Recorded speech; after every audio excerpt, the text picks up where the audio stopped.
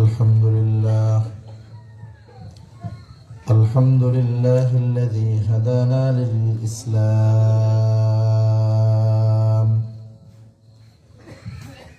الذي نزل القرآن هدى للناس وبينات من الهدى والفرقان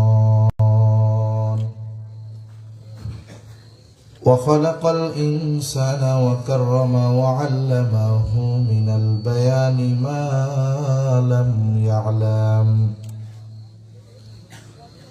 فسبحان الذي لا يحصى امتنانه باللسان ولا بالقلم ونشهد أن لا إله إلا الله وحده لا شريك له ونشهد أن سيدنا وسندنا وحبيبنا وطبيبنا وأولانا ومولانا محمد صلى الله تعالى عليه وعلى آله وأصحابه وبارك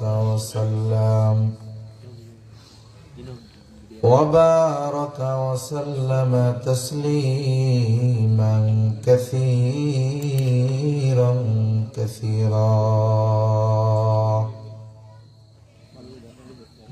أما بعد فأعوذ بالله من الشيطان الرجيم بسم الله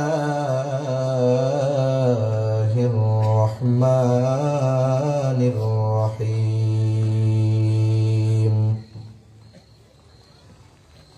ولو أن أهل القرى آمنوا واتقوا لفتحنا عليهم بركات من السماء والأرض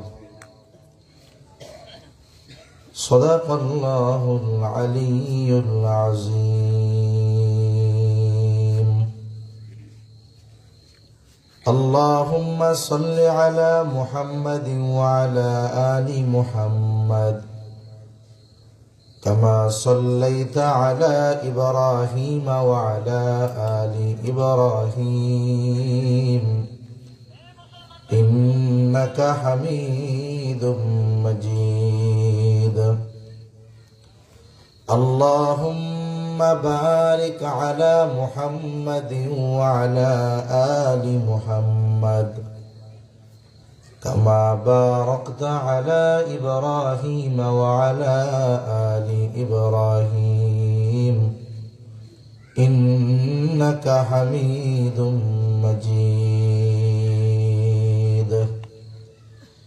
আল্লাহর মহব্বতে আমরা একটু জিকির করি লা ইলাহা ইল্লাল্লাহ লা ইলাহা ইল্লাল্লাহ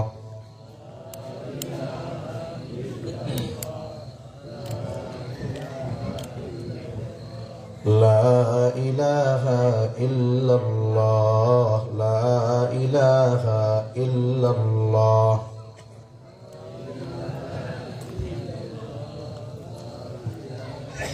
একটু জবান খুলে জিকির করি আমরা লা ইলাহা ভোকাল কমান রিভার্ব দেন আওয়াজ ছাড়েন আওয়াজটা টান টান করেন মাইকের মতো لا إله إلا الله لا إله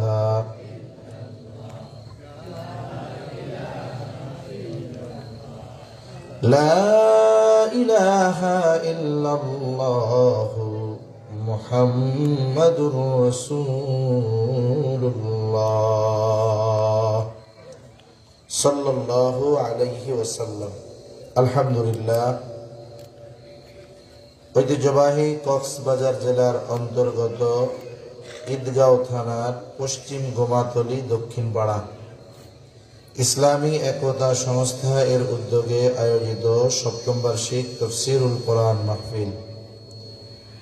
আজকের এই তফসিরুল কোরআন মাহফিলের সম্মানিত শ্রদ্ধেয় সভাপতি মৌলানা রফিক উদ্দিন সাহেব, প্রধান মেহমান হযরত মাওলানা ওবায়দুল্লাহ হামজা সাহেব, প্রতিষ্ঠাতা পরিচালক, জামিয়াতুন নূর আল আলামিয়া বাংলাদেশ। আমন্ত্রিত উলামায়ে কেরাম, সামনে উপস্থিত মুরব্বিয়ানে কেরাম, সমবয়সী যুবক বন্ধু, স্নেহের ছোট ভাই, মাইকের আওয়াজ যত দূরে যায় পর্দার অন্তরালে অবস্থানরতা সম্মানিতা শ্রদ্ধা মা ও বোন, আল্লাহ রাব্বুল আলামিনের আলিশান দরবারে অগণিত শুকর যে মহান মালিক আমাদের হায়াতে বরকত দিয়ে সুস্থ রেখে হাজারো মানুষের মধ্য থেকে যাচাই বাছাই করে হাদিসের ভাষায় এই জান্নাতের বাগানে আসার বসার কিছু দিনই কথা বলবার এবং শ্রবণ করবার তৌফিক যে মহান মানিব দান করেছেন, সে মহান মানিবকে খুশি করার জন্য মোহাব্বতের সাথে জবান খুলে অন্তর থেকে আমরা একবার কালিমাতুশ শুকর পাঠ করি, আলহামদুলিল্লাহ। অগণিত দুরুদ ও সালাম সৈয়দুল আম্বিয়া, আশরাফুল আম্বিয়া, খাতামুল আম্বিয়া, ইমামুল মুরসালিন, রহমাতুল লিল আলামিন মুহাম্মাদুর রাসূলুল্লাহ সাল্লাল্লাহু আলাইহি ওয়াসাল্লামের উপর। সম্মানিত উপস্থিতি,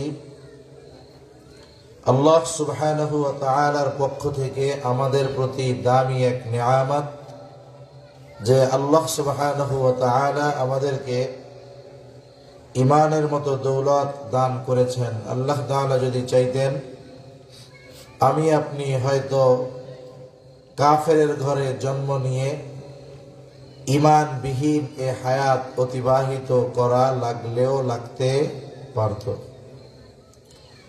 এ পৃথিবীতে আল্লাহ প্রদত্ত মানুষের জন্য সবচাইতে বড় নেয়ামত হলো ঈমান।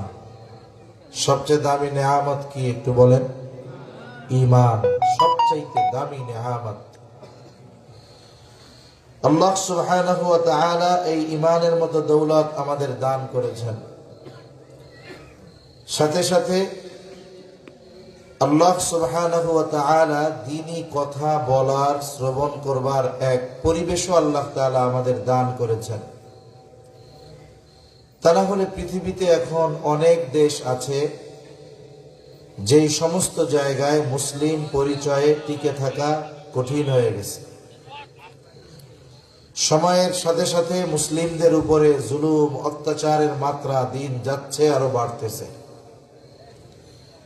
পারিপার্শ্বিক পরিস্থিতির কথা যদি আমরা চিন্তা করি, আল্লাহ তাআলা অনেক ভালো রাখছেন। অনেক জায়গায় তো এখনো দ্বীনের কথা প্রকাশ্যে বলা যায় না। এই যে দ্বীনি মাহফিল আমাদের যুবক ভাইয়েরা আয়োজন করেছে, এই যে দ্বীনি কথা প্রকাশ্যে খোলা ময়দানে আমরা বলতে পারতেছি, এটা আমাদের আল্লাহ তাআলার পক্ষ থেকে বড় এক নেয়ামত। শাইখুল ইসলাম আল্লামা তাকি উসমানী দামাত বারাকাতুহুমুল আলিয়া এই পৃথিবীর অধিকাংশ দেশ তিনি ভ্রমণ করেছেন। ওনার ভ্রমণ কাহিনী বাংলাদেশে বাংলা ভাষায়ও পাওয়া যায়। জাহানে দিদার এই ভ্রমণ কাহিনী অন্যান্য মানুষের ভ্রমণ কাহিনীর মতো নয়। যেমন কাউকে যদি বলা হয় যে আপনি কক্সবাজার তো গেছেন, এই কক্সবাজার নিয়ে একটা ভ্রমণ কাহিনী লেখেন, উনি এই ভ্রমণ কাহিনীর মধ্যে কি করবে? ওনার সফরের শুরু থেকে নিয়ে কোথায় বিরতি হলো, কোন বাসে উঠলো, কোন হোটেলে বিরতি দিল, কি খাইলো, রাস্তাগুলো কেমন, কখন পৌঁছাইলো, সমুদ্র এক পাশে, পাহাড় আর এক পাশে, মধ্যে মেরিন ড্রাইভ রাস্তা কেমন লাগলো, উনি এগুলো লিখবেন।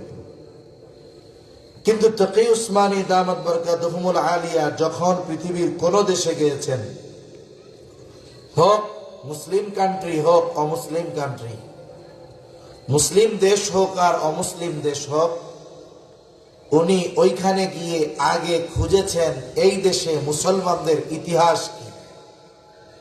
এজন্য ওনার ভ্রমণ কাহিনী যদি কেউ পড়ে, শুধু একটা ভ্রমণ কাহিনী পড়ে না, বরং ওই দেশের মুসলমানদের ইতিহাস সম্পর্কে তার জানা হয়ে যায়। তা উনি একটা দেশের ব্যাপারে লিখতেছেন, ছোট্ট একটা দেশ। উনি বলেন এই দেশের ইতিহাসের আলোকে জানা যায় এই দেশটা এক সময় 100% মুসলমানদের দেশ ছিল। মসজিদ ছিল, মাদ্রাসা ছিল, খানকাহ ছিল। এইভাবে দ্বীনি হালাকা মানুষ যখন মনে করত এই ধরনের দ্বীনি মজলিসের আয়োজন করতে পারত, দ্বীন মানার ক্ষেত্রে কোনো ধরনের কোনো প্রতিবন্ধকতা, কোনো ধরনের কোনো বাধা ছিল না। বলেন তো আমাদের দেশে পরিপূর্ণ দ্বীন মানতে গেলে বাধা আছে না নাই? আপনারা বলতে পারেন অতীতে ছিল না, এখনো আছে। যতদিন পর্যন্ত পরিপূর্ণ দ্বীন প্রতিষ্ঠিত না হবে, ইসলাম প্রতিষ্ঠিত না হবে, ততদিন পর্যন্ত পরিপূর্ণ দ্বীন অনুশাসন করা, মেনে চলা এটা সম্ভব নয়। তা ওই দেশের অবস্থা কি ছিল? বলে দ্বীন মানার ক্ষেত্রে কোনো প্রতিবন্ধকতা, বাধা ছিল না। কিন্তু আফসোস, এটা তো ছিল তাদের জন্য এক নেয়ামত, কিন্তু ওই দেশের মানুষ এই নেয়ামতের কদর করতে পারে নাই। সময়ের সাথে সাথে মসজিদগুলো মুসল্লি শূন্য, মাদ্রাসাগুলো ছাত্র শূন্য, খানকাগুলো মুরিদ শূন্য, দ্বীনি মজলিসগুলো শ্রোতা শূন্য। সময়ের পরিবর্তনে অবস্থা কি হয়েছে? যেই দেশে ইসলাম মানার ক্ষেত্রে কোনো বাধা ছিল না, আল্লাহ প্রদত্ত এই নেয়ামত, দ্বীনের উপরে চলতে পারার সুযোগ, এই নেয়ামতের কদর যখন তারা করে নাই, অবস্থা কি হয়েছে?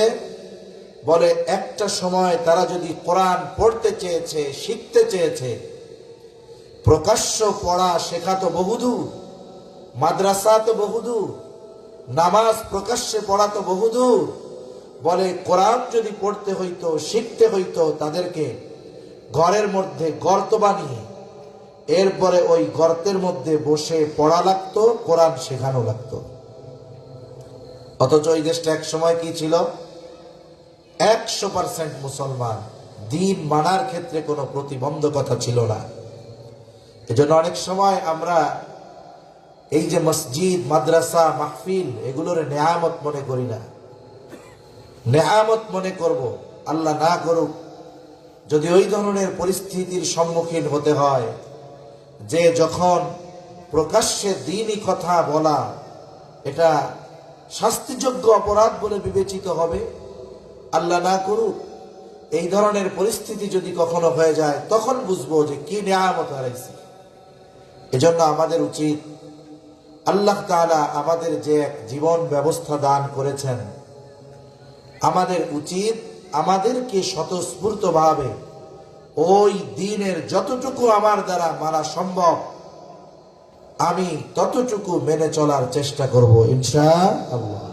কারণ রাষ্ট্রীয় বিষয়ে যে দ্বীনি কর্মকাণ্ডগুলো আছে, রাষ্ট্র পরিচালনার বিষয়গুলো যেটা শরীয়ত দিয়েছে, এটা তো আমি আপনি বাস্তবায়ন করতে পারবো না।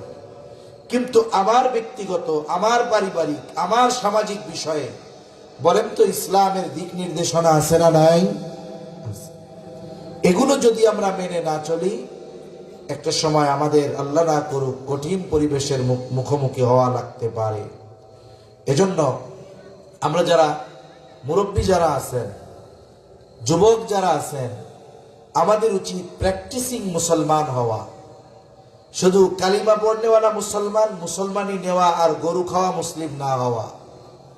একেবারে ইসলামকে পরিপূর্ণভাবে নিজে ব্যক্তিগত জীবনে আমলে পরিণত করা, আগামী প্রজন্মকে দ্বীনের উপরে চলার ক্ষেত্রে উদ্বুদ্ধ করার সাথে সাথে কিভাবে দ্বীনের উপরে তারা চলবে এই ব্যাপারে তাদেরও প্রশিক্ষণ দেওয়া। তা না হলে কি হবে? আল্লাহ না করুক এক সময় মসজিদগুলায় হয়তো আজান হবে, মুসল্লি পাওয়া যাবে না। আপনারা তো এই দিকের মানুষ, ধর্মপ্রাণ মানুষ। আমরা সারা দেশে সফরের সুবাদে এমন এমন এলাকায়ও যাওয়া হয়, মসজিদ আছে কিন্তু উক্তীয় নামাজ হয় না। নামাজের জন্য দাঁড়াইলাম, মসজিদের দরজা খোলা আছে, তালা মারা না, কিন্তু দেখা গেল ভেতরে ময়লা ভরা। কারণ কি? বলে এখানে ইমামও নাই, মুয়াজ্জিনও নাই, নামাজিও নাই। সপ্তাহে একদিন দূর থেকে একজন এসে শুধু জুমার নামাজ পড়িয়ে যায়, আজান দিয়ে মসজিদ ঝাড়ু দিয়ে এরপরে উক্তীয় নামাজ আমাদের পড়া লেগেছে। এমন নজির আমি দেখতে পেয়েছি। এটা আমাদের জন্য আফসোসের বিষয় নয় কি বলেন? এই ধারাবাহিকতা যদি সব জায়গায় হয়ে যায় তাহলে কি হবে? আল্লাহর নাম জোরে উচ্চারণ করাও আমাদের জন্য কঠিন হয়ে যাবে। এজন্য এই যে দ্বীনি পরিবেশ এখনো কায়েম আছে, দ্বীনের কথা বলতে পারতেছি, শুনতে পারতেছি, বলেন এগুলোকে নেয়ামত মনে করার দরকার আছে না নাই? আছে। যদি মনে না করি কি হবে? আল্লাহ তাআলা বলেন, লাইন শাকারতুম লাযীদান্নাকুম ওয়া লাইন কাফারতুম ইন্না আযাবী লাশাদীদ। আল্লাহ রাব্বুল আলামিন বলেন, লাইন শাকারতুম লাযীদান্নাকুম, তোমরা যদি নিয়ামতের শুকরিয়া আদায় করো তাহলে কি হবে? আল্লাহ তাআলা বলেন, লাযীদান্নাকুম, আমি তোমাদের জন্য আরো বাড়ায়া দিব। তার মানে নিয়ামত আল্লাহ বাড়ায়া দিবে। ওয়ালা ইন কাফারতুম ইন্না আযাবী লাশাদীদ, আল্লাহ তাআলা বলেন, আর যদি তোমরা কুফরি করো, নাশকরি করো, আল্লাহ তাআলা বলেন সর্বপ্রথম কি হবে? মুফাসসিরিনে কেরাম বলেন, প্রথমে তো আল্লাহ তাআলা নিয়ামত ছিনায় নিবেন। আল্লাহ তাআলা এরপরে কি করবেন? আল্লাহ তাআলা বলেন, ওয়ালা ইন কাফারতুম ইন্না আযাবী লাশাদীদ, জাইনা রাখো যদি তোমরা নিয়ামতের নাশকরি করো, আমার আযাব বড় শক্ত, আমার আযাব বড় কঠিন। তাহলে নিয়ামতের কদর না করলে নিয়ামত আল্লাহ তাআলা রাখেন না, আবার এই অকৃতজ্ঞ হওয়ার কারণে আল্লাহ সুবহানাহু ওয়া তাআলা শাস্তি প্রদান করবেন। এখন যদি আমরা আল্লাহ তাআলার প্রদত্ত এই নিয়ামত সমূহের শুকরিয়া আদায় করি, অনেকে বলতে পারেন নিয়ামতের শুকরিয়া আদায়ের মাধ্যম কয়েকভাবে হতে পারে। একটা তো শাব্দিক ভাবে নিয়ামতের শুকরিয়া আমরা আদায় করি আলহামদুলিল্লাহ বলার দ্বারা, কিন্তু বাস্তবতা হলো নিয়ামত যেমন, ওই নিয়ামতের কৃতজ্ঞতা তথা শুকরিয়া আদায়ের পদ্ধতিও তেমন। বলে খানা খাইছি, এই খাবার হলো আল্লাহ তাআলার পক্ষ থেকে নিয়ামত। এখন কোন ব্যক্তি যদি বিসমিল্লাহ বলে খানা শুরু করে, ডান দিক দিয়ে খানা শুরু করে, সুন্দর মতো দস্তরখান বিছায় খানা খায়, খানা পড়ে গেলে যদি সে খানা উঠায় খায়, এক কথায় সুন্নাত তরিকায় সে খানা খাইলো, খানা শেষেও সে দোয়া পড়লো, কিন্তু তার আলহামদুলিল্লাহ বলতে মনে নাই। এখন যদি আমি আপনি মনে করি আলহামদুলিল্লাহ না বলার কারণে সে মনে হয় অকৃতজ্ঞ, বিষয়টা এমন নয়, বরং এই খানাটা নবীজির পদ্ধতিতে খাওয়ার কারণে অটোমেটিক সে শুকরিয়া আদায়কারীদের মধ্যে গণ্য হয়ে যায়। এই যে দ্বীনি মাহফিল, এটা আমাদের জন্য নিয়ামত বলে আয়োজন করেছে আমাদের যুবক ভাইয়েরা। এখন যদি বাড়ির থেকে সবাই পুরুষেরা এই মাহফিলকে নিয়ামত মনে করে শুধু তসবিহ দানার মধ্যে বলে আলহামদুলিল্লাহ, মাহফিলটা ভালো হয়েছে, কিন্তু মাহফিলের ধারের কাছে নাই, ওই দোকানে বৈশা বাদাম খায়, পান খায় আর চা খায়, আর কয় আলহামদুলিল্লাহ মাহফিলটা হয়েছে, ভালো হয়েছে। বলেন তো বাস্তবতায় এই মাহফিলের শুকরিয়া আদায় করা হবে নাকি? তাহলে এই নিয়ামতের শুকরিয়া আদায় তখন হবে যখন আমি আপনি ব্যস্ততাকে উপেক্ষা করে বলে এই দ্বীনি মজলিসে বসে আল্লাহর রহমতের সামিয়ানার নিচে বসে দ্বীনি কথা শুনবো, আমলের নিয়তে শুনবো, বলে তাহলে অটোমেটিক এই নিয়ামতের শুকরিয়া আদায় হয়ে যাবে। এইরকম প্রত্যেকটা জিনিসের আলাদা আলাদা শুকরিয়া আদায়ের পদ্ধতি আছে। আমরা মনে করি শুধু শাব্দিক ভাবে আলহামদুলিল্লাহ বলার দ্বারাই মনে হয় নিয়ামতের শুকরিয়া আদায় হয়ে যায়। না না,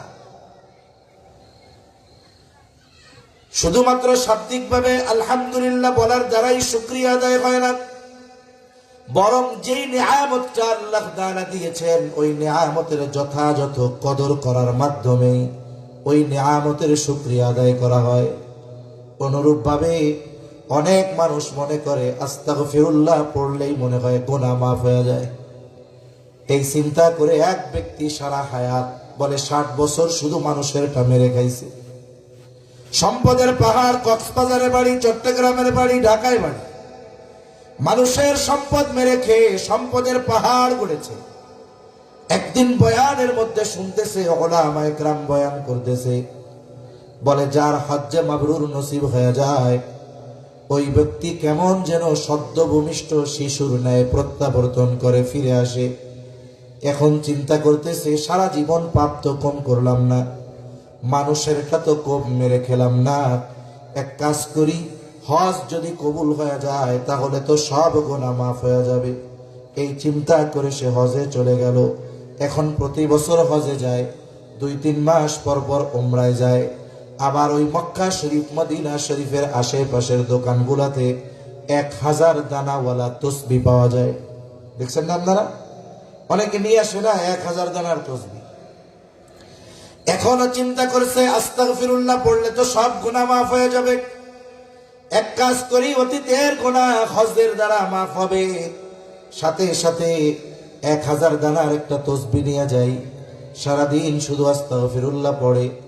আগে মসজিদে ঢুকতো না, এখন মসজিদ থেকে বাহির হয় না, শুধু সারাদিন আস্তাগফিরুল্লাহ পড়ে। বলেন তো এই লোকটা যদি দৈনিক ওই তসবিহ 1000 বার খতম দেয়, 1000 বছরও যদি সে হায়াত পায়, বান্দার হক নষ্ট করার যে পাপ, যেই গুনাহ, আস্তাগফিরুল্লাহ পড়ার মাধ্যমে এই গুনাহ মাফ হবে নাকি? বলেন মাফ হবে? তাহলে বুঝতে হবে যে কোন পাপ কোনটা করলে মাফ হয়। এজন্য তাওবা কবুলের জন্য যেমন আস্তাগফিরুল্লাহ পড়লেই হয় না, এর একটা পদ্ধতি আছে। নেয়ামতের শুকরিয়া, এটা শুধু মুখ দিয়ে বললেই হয় না, বলে এরও পদ্ধতি।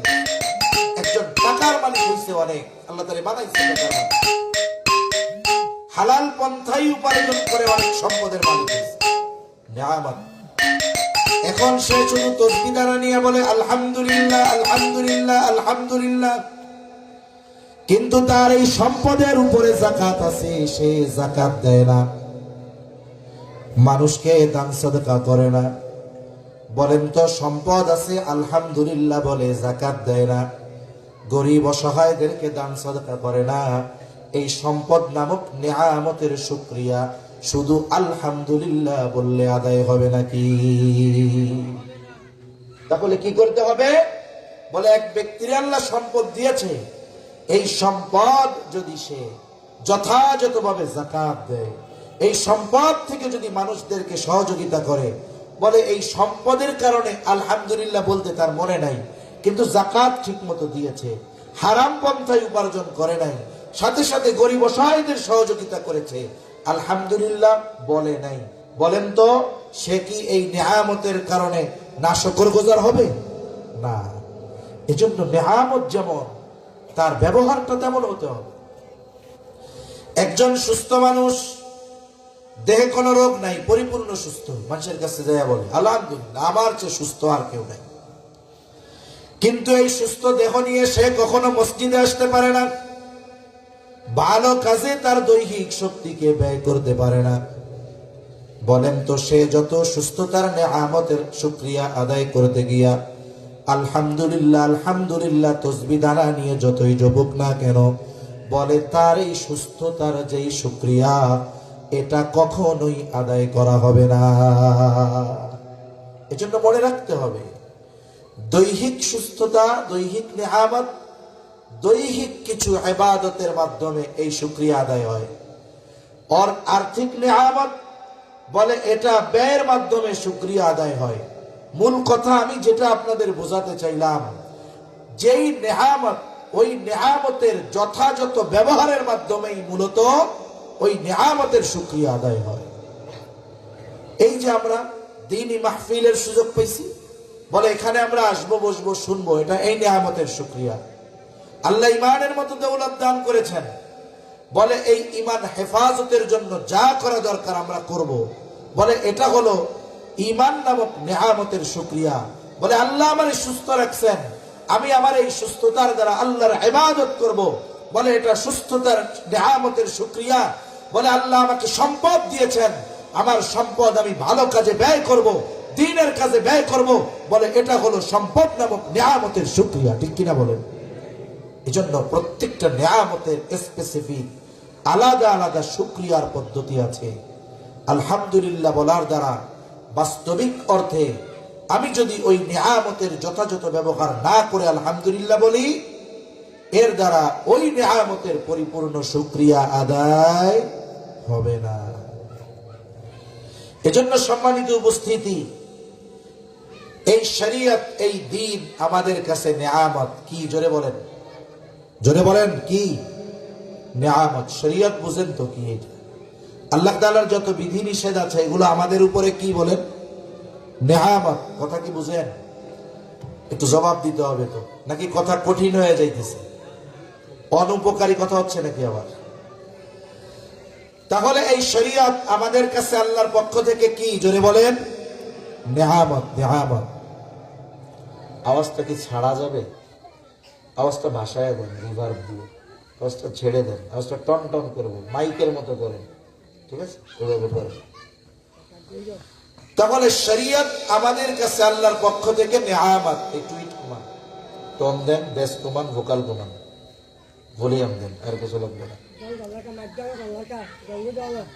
তাহলে এই শরীয়ত আল্লাহ তাআলার পক্ষ থেকে আমাদের কাছে নিয়ামত, ঠিক কিনা?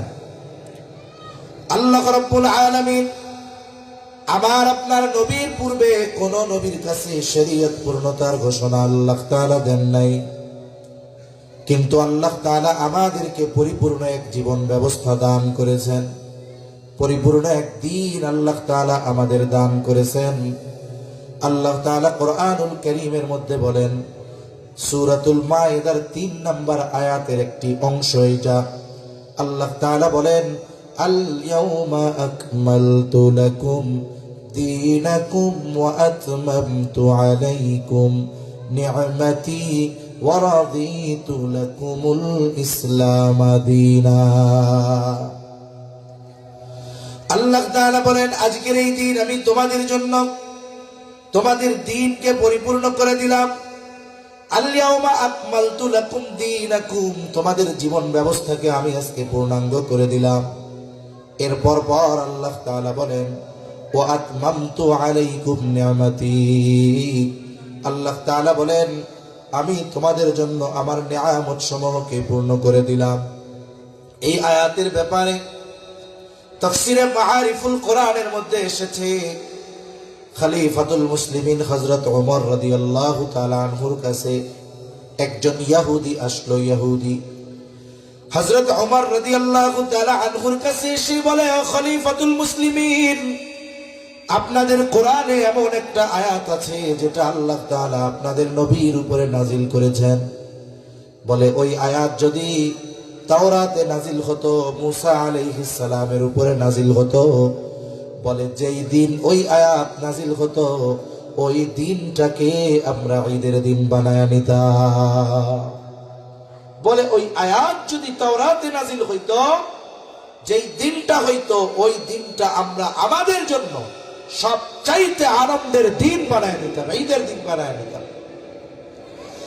হযরত ওমর রাদিয়াল্লাহু তাআলা আনহু বলেন, কোন সে আয়াত যেটা তাওরাতে যদি নাজিল হতো, মুসা আলাইহিস সালামের উপরে যদি নাজিল হতো, ঈদের দিন বানায় নিতা। এইবার বলে, আল ইয়াউমা আকমালতু লাকুম দীনাকুম ওয়া আতমামতু আলাইকুম নি'মাতি ওয়া রাদিতু লাকুমুল ইসলাম দীনা। বলে এই আয়াত যদি নাজিল হইতো তাইলে আমরা ওই দিনটারে ঈদের দিন বানায় নিতাম। এবার হযরত ওমর রাদিয়াল্লাহু তাআলা আনহু বলেন, আল্লাহর কসম আমি জানি এই আয়াত কোন দিন কার উপরে কোন স্থানে নাজিল হয়েছে আমি জানি। বলে এই আয়াত নাজিল হয়েছে আরাফার ময়দানে জুমার দিন রাসূল আকরাম সাল্লাল্লাহু আলাইহি ওয়াসাল্লামের উপরে। এই আয়াতে আল্লাহ তাআলা কি ঘোষণা দিলেন? আল্লাহ তাআলা বলেন, আজকে আমি তোমাদের জন্য তোমাদের জীবন ব্যবস্থাকে পূর্ণাঙ্গ করে দিলাম। সাথে সাথে জীবন ব্যবস্থা পূর্ণাঙ্গের ঘোষণার সাথে সাথে আল্লাহ তাআলা বলেন, ওয়া আতমামতু আলাইকুম নি'মাতি, আর তোমাদের জন্য আমার নিয়ামত সমূহকে পূর্ণ করে দিলাম। ওয়া রাদিতু লাকুমুল ইসলাম দীনা, এবং তোমাদের জন্য দিন হিসাবে, জীবন ব্যবস্থা হিসাবে ইসলামকেই আমি আল্লাহ মনোনীত করলাম। তাহলে আল্লাহ তাআলার কাছে মনোনীত জীবন ব্যবস্থার নাম ইসলাম। আল্লাহর কাছে একমাত্র, কেবলমাত্র মনোনীত গ্রহণযোগ্য জীবন ব্যবস্থার নাম কি? জোরে বলেন, আরো জোরে বলেন কি? জানেন তো সবাই নাকি? বলেন তো ইসলাম আমাদের জন্য নেয়ামত কিনা? জোরে বলেন নেয়ামত কিনা? বলেন তো এখন যদি তসবিহ একটা নিয়ে কইছে ওরে আল্লাহ আমার দিন ইসলাম, আলহামদুলিল্লাহ আলহামদুলিল্লাহ আলহামদুলিল্লাহ, কিয়ামত পর্যন্ত হায়াত পেয়ে কেউ যদি শুধু আলহামদুলিল্লাহ বলে, কিন্তু ইসলামের আলোকে ব্যক্তিগত জীবন ব্যবস্থা, পারিবারিক জীবন ব্যবস্থা, রাজনীতি, অর্থনীতি, সমাজনীতি, পৌরনীতি, রাষ্ট্র ইসলামের আলোকে যদি পরিচালিত না করে, করার প্রচেষ্টা না করে, আল্লাহর কসম ইসলাম নামক নেয়ামতের শুকরিয়া আদায় হবে না। এটা মনে রাখতে হবে আমাদের। এই ইসলাম এটা দুনিয়ায়ও লাগবে, কবরেও লাগবে। লাগবে কি লাগবে না? কবরে সবাইরে প্রশ্ন করবে না তিনটা করে? জানা আসেনি তিন প্রশ্ন কি? সবাইকে তিনটা করে প্রশ্ন করবে। কবরের তিন প্রশ্ন আমাদের সকলের জানা। বলে দুনিয়ার পরীক্ষার হলের প্রশ্ন কেউ যদি একটু লেখাপড়া করে, সে পরীক্ষার হলে গিয়ে প্রশ্নের জবাব দিয়ে দিতে পারে। বলে অনেক দুষ্ট ছেলে আছে লেখাপড়া করে না, নকল নিয়ে যায়, নকল। হলের মধ্যে গিয়া দেখে 10 প্রশ্নের 8টাই তার কমন। টেনশন কি এরা? পরীক্ষার হল, ওইখানে গিয়ে প্রশ্ন জানা যায়। বলে যেই পরীক্ষার প্রশ্ন হলে যাওয়ার আগে জানা যায় না, ওই পরীক্ষা বাস্তবেই সহজ। কিন্তু যেই পরীক্ষার প্রশ্ন হলে যাওয়ার আগে জানা দেওয়া হয়, বলে বাস্তবিক অর্থ হলো জায়গা মতো গিয়ে এই প্রশ্নের জবাব দেওয়া বাস্তবেই কঠিন। কবরে যে তিন প্রশ্ন করা হবে, তিরমিজির বর্ণনা। 1 নম্বর প্রশ্ন হবে মার রব্বুক, তোমার রব কে? 2 নম্বর প্রশ্ন ওয়ামা দীনুক, তোমার দিন কি? 3 নম্বর প্রশ্ন নবীকে দেখায় বলা হবে মা হাযার রাজুলুল্লাযী বুইসা ফীকুম, এই ব্যক্তিকে যাকে তোমাদের কাছে প্রেরণ করা হয়েছিল। অথবা বলা হবে ওমান নবিয়ুক, তোমার নবীকে। এইখানে আমার মনে হয় এমন একটা লোক নাই যেই লোকটা এই 3 প্রশ্নের জবাব পারবে না। যারা প্রাপ্তবয়স্ক, ছোটদের কথা বাদ দেন, 10 বছরের বেশি এই জায়গায় যারা আছেন, এরকম কেউ আছেন যে না হুজুর এই 3 প্রশ্নের জবাব আমার জানা নাই? আছেননি কেউ? কথা বলেন, আছেন? সবাই পারি আমরা। এখন যদি মনে করি পারি যেহেতু, তাহলে জিজ্ঞাসা করলে জবাব দিতে অসুবিধা কোথায়? অথবা কেউ যদি এই চিন্তা করে যে পরীক্ষার হলে তো নকল নিয়ে গেলে মাঝে মধ্যে প্রশ্নে যেগুলো আসে ওগুলো কমন বেঁধে যায়, তখন আর টেনশন থাকে না। কেউ যদি চিন্তা করে ওই সময় ভুলা যায় নাকি, মরার আগে যদি ওসিয়ত করে যায় মরার সময় এই 3 প্রশ্নের জবাব লেখা সুন্দর মতো কাফনের মধ্যে দিয়ে দিস, আমি যদি ভুইলাও যাই কাগজ দেখা দেখা বইলা দিব যে এই 3 প্রশ্ন তুমি করবা, এর জবাব এটা। বলেন তো কবরে নকল নিয়ে গেলে জবাব দেওয়া সম্ভব? দুনিয়ার পরীক্ষার হলের প্রশ্নগুলোর জবাব নির্ভর করে লেখাপড়ার সাথে। বলে যে যত লেখাপড়া করবে পরীক্ষার হলে গিয়ে তার প্রশ্ন তত কমন পড়বে, পরীক্ষা তত ভালো হবে। আল্লাহর কসম, আল্লাহর কসম, কবরের প্রশ্নের জবাব লেখাপড়ার সাথে সম্পৃক্ত নয়। আল্লাহর কসম, এই দুনিয়ায় ওই 3 প্রশ্নের আলোকে যারা দুনিয়ার জিন্দেগি অতিবাহিত করবে, আমল করবে, বলে তারা যদি জীবনে এই 3 প্রশ্নের কথা নাও শোনে, কবরে গিয়ে জিজ্ঞাসা করার সাথে সাথে তারা জবাব দিয়ে দিবে। তাহলে দুনিয়ার প্রশ্নের সম্পৃক্ততা লেখাপড়ার সাথে, আর কবরের প্রশ্নের জবাবের সম্পৃক্ততা আমলের সাথে। বলে এই 3 প্রশ্নের আলোকে আমরা দুনিয়ার জমিনে আমল করি নাই, যতই পড়ি জবাব দেওয়ার উপায় নাই। প্রথম প্রশ্ন আমার রব্বু, তোমার রবকে? বলেন তো আমাদের রবকে? জোরে বলেন। এত আস্তে নিয়ে আল্লাহর নাম কইলেন, জোরে বলেন রবকে। আরো জোরে বলেন কে? এখন এই জবাবটা আমি যদি কবরে দিতে চাই, আমরা যদি দিতে চাই, কি করতে হবে? শুধু রব বললে হবে না। আল্লাহ তাআলা বলেন, ইন্নাল্লাযীনা ক্বালু রাব্বুনাল্লাহ সুম্মা ইসতাকামু।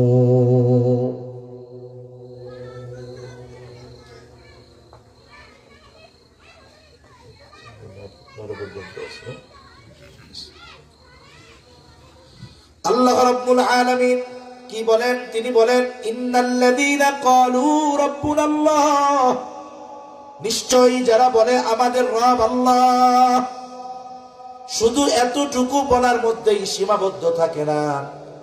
সুম্মা ইসতাকামু, একটা ব্যক্তি যদি বাস্তবেই বলে আমার রব আল্লাহ, এটা যদি বাস্তবেই সে বলে, আল্লাহ তাআলার যেই হুকুম আহকাম আছে তার জন্য এই সমস্ত কিছু মেনে নেওয়া আবশ্যক হয়ে যায়। তার মানে আল্লাহ তাআলার বিধিনিষেধ তাকে মানতে হবে। এইখন বলল আমার রব আল্লাহ, এই কথার উপরে তার ইস্তেকামতের সাথে থাকতে হবে।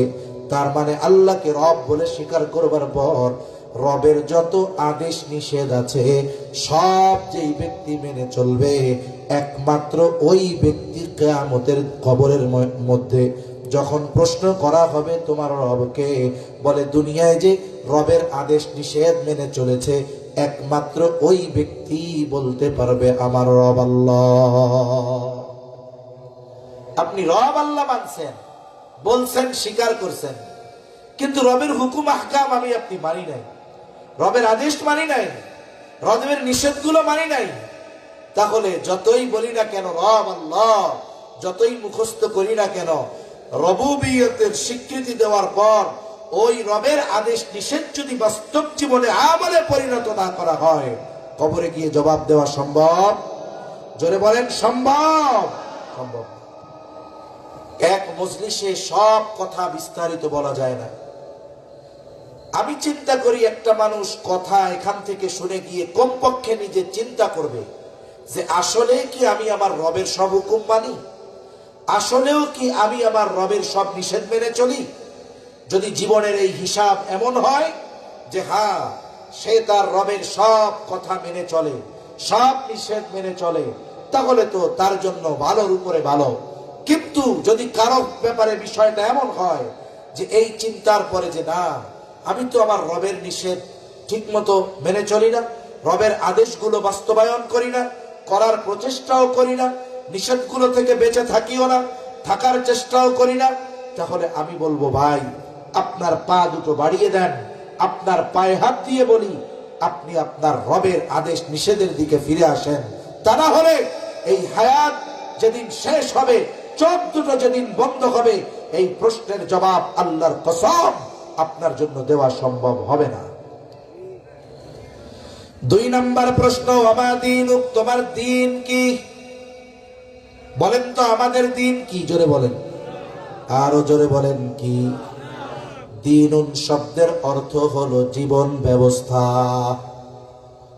তার মানে ইসলাম আমাকে এটা জানিয়ে দিয়েছে আমার ব্যক্তিগত জীবন আমি কিভাবে পরিচালিত করব, পারিবারিক জীবন কিভাবে পরিচালিত করব, সামাজিক জীবন কিভাবে পরিচালিত করব, অর্থনৈতিক জীবন কিভাবে পরিচালিত করব, আমার রাজনীতি, পৌরনীতি, সমাজনীতি কিভাবে পরিচালিত করব।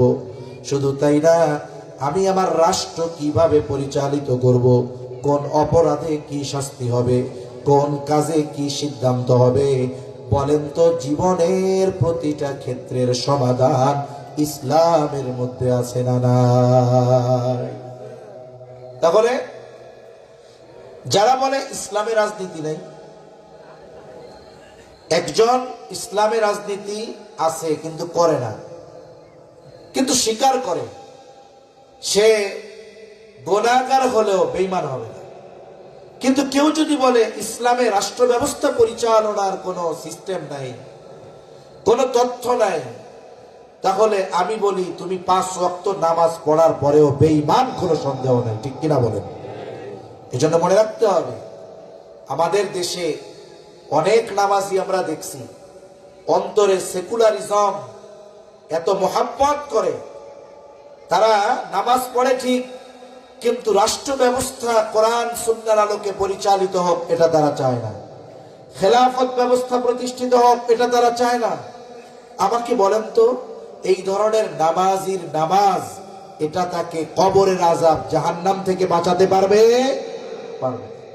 এজন্য মনে রাখবেন, কমপক্ষে যেই বিষয়গুলোর ব্যাপারে আল্লাহ এবং রাসূলের পক্ষ থেকে সুস্পষ্ট বিধান আছে, আমি আপনি যদি মানতে নাও পারি, কিন্তু ওই বিধান ওইটাকে অস্বীকার করার কোনো সুযোগ নাই। এজন্য একটা ব্যক্তি যদি নামাজ না পড়ে সে গুনাহগার হয়, রোজা না রাখলে গুনাহগার হয়। আল্লাহ যদি চায় তার হক মাফ করে দিতে পারে, কিন্তু কেউ যদি নামাজ রোজার ফরজিয়তকে অস্বীকার করে, কেউ যদি নামাজ রোজা নিয়ে তুচ্ছ তাচ্ছিল্য করে, নিঃসন্দেহে তার ঈমান চলে যায়। এজন্য মনে রাখতে হবে, জীবনের প্রত্যেকটা ক্ষেত্রের সমাধান ইসলামের মধ্যে আছে। সেটা রাজনৈতিক হোক, সেটা পারিবারিক হোক, সেটা সামাজিক হোক, সেটা অর্থনৈতিক হোক, প্রত্যেকটা ক্ষেত্রের সমাধান আছে না নাই? এখন যদি কেউ বলে নাই, তাহলে সে কেমন যেন বলে ইসলাম অপূর্ণাঙ্গ। সে কি বলে? ইসলাম অপূর্ণাঙ্গ। কথা কি বুঝেন? জবাব দেন না কেন থেকে? নাকি কথা ভালো লাগতেছে না? অপ্রয়োজনীয় কথা হচ্ছে? তাহলে জবাব দেন। যে ব্যক্তি বলে ইসলামে রাষ্ট্র পরিচালনার পদ্ধতি নাই, তাহলে সেই ব্যক্তি কেমন যেন বলে ইসলাম অপূর্ণাঙ্গ জীবন ব্যবস্থা। এরকম হইল না কথাটা? কিন্তু আমার আল্লাহ কি বলেছেন? আল-ইয়াউমা আকমালতু লাকুম দীনাকুম ওয়া আতমামতু আলাইকুম নি'মাতি ওয়া রাদিতু লাকুমুল ইসলাম দীনা। আল্লাহ তাআলা বলেন, আমি তোমাদের জন্য তোমাদের জীবন ব্যবস্থা, তোমাদের দ্বীনকে পরিপূর্ণ করে দিলাম। আর আমি বলতেছি ইসলামের মধ্যে এইটা নাই, সেইটা নাই, ওইটা নাই। আমি বলি যে এই কথা বলে তার ঈমানটাও নাই। ইসলাম পরিপূর্ণ এক জীবন ব্যবস্থা।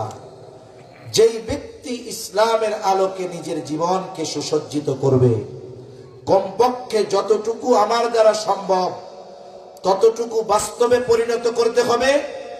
যতটুকু আমার দ্বারা বাস্তবে পরিণত করা সম্ভব নয়, তবে ওইটার ব্যাপারে প্রচেষ্টা করতে হবে, তাহলে আখিরাতে বাঁচা যাইতে পারে। মনে করেন, ব্যক্তিগত জীবনে ইসলাম প্রতিষ্ঠার ক্ষেত্রে আমাকে কেউ বাধা দেওয়ার আছে? আমি যদি দাড়ি রাখি, আমি যদি 5 ওয়াক্ত নামাজ পড়ি, আমি যদি সুন্নাতের আলোকে চলি, আমাকে বাধা দেওয়ার কেউ আছে? সাথে সাথে আমি আমার পরিবারকে যদি দ্বীনের উপরে চালাই, আমাকে বাধা দেওয়ার কেউ আছে? কেউ নাই। তাহলে কমপক্ষে আমি ব্যক্তিগত জীবনে, পারিবারিক জীবনে পরিপূর্ণ ইসলাম মেনে চলার অধিকার আমার আছে। হ্যাঁ, রাষ্ট্রীয়ভাবে ইসলাম প্রতিষ্ঠা যদি করতে চাই, আমার দ্বারা সম্ভব নয়, তবে আমার ইচ্ছা, আল্লাহ আপনি যদি তৌফিক দেন, রাষ্ট্রীয়ভাবে যদি ইসলাম প্রতিষ্ঠা হয়, তাহলে এটা আমাদের জন্য ভালো। সাথে সাথে আমার জায়গা থেকে আমি যদি ইসলাম প্রতিষ্ঠার জন্য আমার ব্যক্তিগত জীবনে, আমার পারিবারিক জীবনে, আমার সামাজিক জীবনে আমি যদি আমার চেষ্টা অব্যাহত রাখি, সাথে সাথে আশা রাখি যে আল্লাহ যদি সহযোগিতা করে হবে, আমার এই আশার কারণে, প্রচেষ্টা করার কারণে হয়তো কিয়ামতে আল্লাহর কাছে মাপ পাওয়া যাইতে পারে। এজন্য যতটুকু দ্বীন মানার ক্ষেত্রে কোনো বাধা নাই, এতটুকু যদি না মানি, কিয়ামতে বাঁচার কোনো উপায় নাই।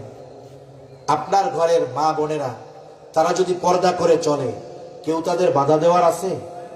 কেউ বাধা দেওয়ার নাই, কিন্তু তারা পর্দা করে না। তার মানে ইসলামের এই বিধানকে আমলে পরিণত করার সুযোগ থাকার পরেও তারা করতেছে না। এ ব্যাপারে আল্লাহ ছাড় দিবেন না। এজন্য যতটুকু ইসলাম আমার আপনার জীবনে, বাস্তবিক জীবনে প্রয়োগ করার সুযোগ আছে, এতটুকু করতে হবে।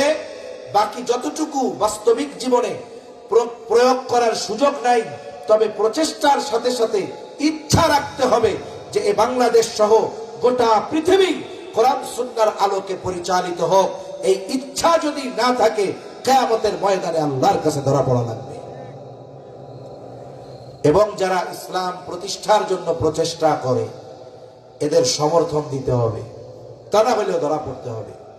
কমপক্ষে যদি এইভাবে আমরা জীবনটা চালাইতে পারি, কবরে যদি প্রশ্ন করে আমার দিন, আশা করা যায় জবাব দেওয়া যাবে যে আমার দিন ইসলাম। কমপক্ষে আমি তো আমারটুকু মেনে চলার চেষ্টা করেছিলাম, আমি তো বাকি সমস্ত কিছু প্রতিষ্ঠিত হোক এ ব্যাপারে ইচ্ছুক ছিলাম। আল্লাহর কাছে হয়তো জবাব দেওয়া যাবে, কবরে হয়তো জবাব দেওয়া যাবে আমার দিন ইসলাম। আর যদি আমি বেপরদায় চলে, নামাজ না পড়ে, নিজে যতটুকু দিন মানতে পারি হারাম হালাল থেকে না বেঁচে আমি যদি কবরে যাই, আমার দ্বারা জবাব দেওয়া সম্ভব নয় যে আমার দিন ইসলাম। এজন্য যতটুকু দিন মেনে চলা সম্ভব আমরা মানব তো ইনশাআল্লাহ। এজন্য কি দরকার? বলে মসজিদগুলো সময়ের সাথে সাথে মুসল্লি হারা হইতেছে। যদি মানুষ দিন মানত তাইলে সময়ের সাথে সাথে মসজিদের কাতারগুলো আরো ভর্তি হতো, ঠিক কিনা বলেন? এজন্য এই যুবকদের প্রতি আমার অনুরোধ থাকবে যে আপনারা বছরে একটা মাহফিল করার মাধ্যমে, কিছু সামাজিক কর্মকাণ্ড করার মাধ্যমে আপনাদের এই বিষয়টাকে সীমাবদ্ধ রাখলে হবে না। বরং যেই তরুণ যুবকেরা আছেন আপনাদের উদ্দেশ্য তো এমন হবে যে আমরা আমাদের এলাকার যুবক তরুণ যারা আছে এরা একজনও যেন বেনামাজি না থাকে, এই ব্যবস্থাপনাও গ্রহণ করা দরকার, ঠিক কিনা বলেন? আপনি এই একটা মাহফিল দেওয়ার চাইতে, আল্লাহর কসম করলে ভুল হবে না, একটা মাহফিল দেওয়ার চাইতে আপনারা যদি 2টা মানুষকে নামাজি বানাতে পারেন, এই রকম হাজার মাহফিলের চাইতেও অতি উত্তম প্রতিদান আল্লাহ আপনাদের দিবে। এজন্য এই দ্বীনি মজলিসগুলো কায়েম করার সাথে সাথে সমাজের মানুষগুলো কিভাবে দ্বীনমুখী হয় এই প্রচেষ্টাও প্রত্যেকটা এই ধরনের যুব সংগঠনদের করা দরকার আছে না নাই? যুবকরা যদি ঐক্যবদ্ধ হয় যে আমাদের ছোট ভাই যারা আছে, তরুণ যারা আছে, একটাও বেনামাজি থাকতে পারবে না। প্রত্যেক বাড়ির যিনি তরুণ যুবক নামাজি, ওর আন্ডারে থাকবে এই 10 জন। নামাজ না পড়লে খোঁজ নেওয়া হবে, কেন আসো নাই, কেন যাও নাই। যদি এইরকম একটা সমাজ হয়েই যায়, একটু চিন্তা করেন তো ওই সমাজটা কত সুন্দর হবে। যেই সমাজে ফজরের আজান হলো, একেবারে গুড়া বুড়া সবাই ঘুম থেকে উঠে গেল, যুবক তরুণ ঘুম থেকে উঠে গেল। জুমার দিন যেমন জুমার নামাজে মসজিদ ভরপুর, ফজরের নামাজ ওই রকম মসজিদ ভরপুর হবে। একটু চিন্তা করেন তো ওই পরিবেশটা কত সুন্দর হবে। যখন ফজরের পরে রাস্তা দিয়ে মুসল্লিরা হাঁটবে, মানুষের ঘরে ঘরে কোরআন তিলাওয়াত হবে, মসজিদের মধ্যে আমাদের ছোট ছোট সোনামণিরা মক্তবে কায়দা পড়বে, কোরআন শিখবে। একটু চিন্তা করেন যে এই পরিবেশটা যদি বাস্তবে পরিণত হয়, আল্লাহর কসম আত্মার প্রশান্তি লাভ করা যাবে, ঠিক কিনা বলে? তাহলে পরিপূর্ণ দিন যদি না মানে তাহলে কবরে জবাব দিতে পারবে না দিন আমার ইসলাম। 3 নাম্বার প্রশ্ন নবীকে দেখায় বলা হবে, মা হাদার রাজুলুল্লাযী বুইসা ফীকুম, ওই ব্যক্তিকে যাকে তোমাদের কাছে প্রেরণ করা হয়েছিল। অথবা জিজ্ঞাসা করা হবে, ওমান নাবিয়ুকা, তোমার নবীকে। এইবার ওই ব্যক্তি যদি দুনিয়ার জীবন নবীর সুন্নাতের আলোকে অতিবাহিত করে, তাহলেই কেবলমাত্র জবাব দিতে পারবে যে আমার নবী মুহাম্মাদুর রাসূলুল্লাহ। এছাড়া নবীর আদর্শ অনুসরণ অনুকরণ ছাড়া, নবীর সুন্নাত মেনে চলা ছাড়া কবরের মধ্যে এই 3 প্রশ্নের জবাব দেওয়া সম্ভব নয়। আসুন, আমি যেখান থেকে গিয়েছিলাম এত কথা, যে আল্লাহ তাআলা আমাদেরকে এমন এক জীবন ব্যবস্থা দান করেছেন যেই জীবন ব্যবস্থা পূর্ণাঙ্গ। ইহুদিরা কি বলছে? যদি এই ঘোষণা আমাদের ব্যাপারে দেওয়া হতো, যেই দিন আল্লাহ দিতেন ওই দিনটাকে আমরা ঈদের দিন বানায় ফেলতাম। কিন্তু আফসোস, আমরা এক পরিপূর্ণ জীবন ব্যবস্থা পাওয়ার পরেও, আল্লাহ প্রদত্ত জীবন ব্যবস্থা পাওয়ার পরেও এই জীবন ব্যবস্থার আলোকে আমরা আমাদের জীবনকে সুসজ্জিত করতেছি না। এটা আমাদের জন্য আফসোসের বিষয়, ঠিক কিনা বলেন? এখন আসেন, এই আয়াতাংশে একটা গুরুত্বপূর্ণ মেসেজ আছে। আল্লাহ তাআলা এই জায়গায় বলেছেন, আল ইয়াউমা আকমালতু লাকুম দীনাকুম ওয়া আতমামতু আলাইকুম নিয়ামতি। আল্লাহ তাআলা দিন পরিপূর্ণতার ঘোষণার সাথে সাথে নিয়ামতের পরিপূর্ণতার ঘোষণা দিয়েছেন। কেন?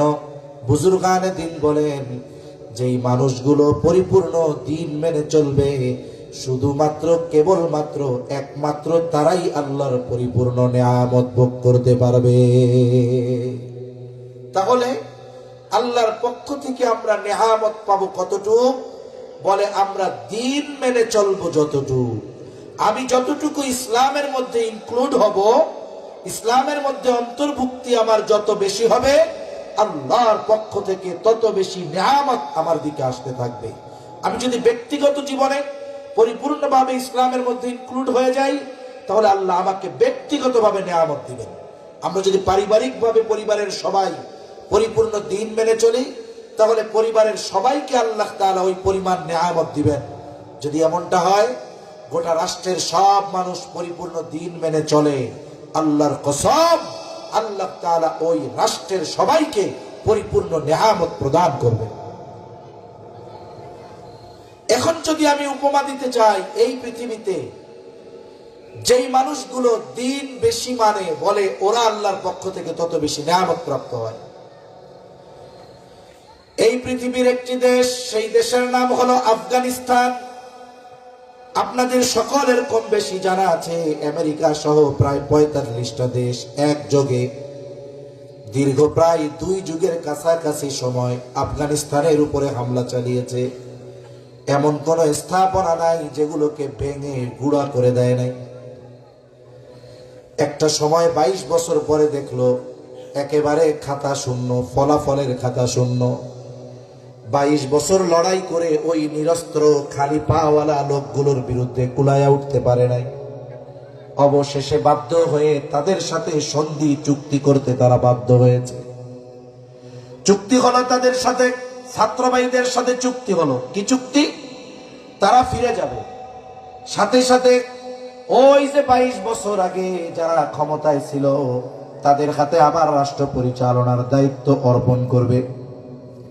আমেরিকা শর্তে রাজি হয়ে একটা যুদ্ধ বিধ্বস্ত দেশ তাদের হাতে তুলে দিয়ে চলে গেল, রাতের আধারে পালায়া চলে গেল। শুধু তাই না, বলে ওই দেশের যেই রিজার্ভ, যেই সম্পদ সবগুলো তারা নিয়ে চলে গেল। তার মানে একদল মোল্লার হাতে রাষ্ট্র পরিচালনার দায়িত্ব দিয়ে গেল ঠিক, কিন্তু এই রাষ্ট্র গঠনের জন্য তাদের হাতে কোনো পয়সা নাই। রিক্ত হস্তে একটা যুদ্ধ বিধ্বস্ত দেশ তাদের হাতে দিয়ে আমেরিকা তার সৈন্য নিয়ে রাতারাতি পালাইছে। আমেরিকা চিন্তা করছে যে এদের তো কিছু নাই, না টাকা আছে, না প্রযুক্তি আছে, না সম্পদ আছে। এমনি কিছুদিন পরে এই দেশের লোক বলবে আমরা আগেই ভালো ছিলাম। কি বলবে?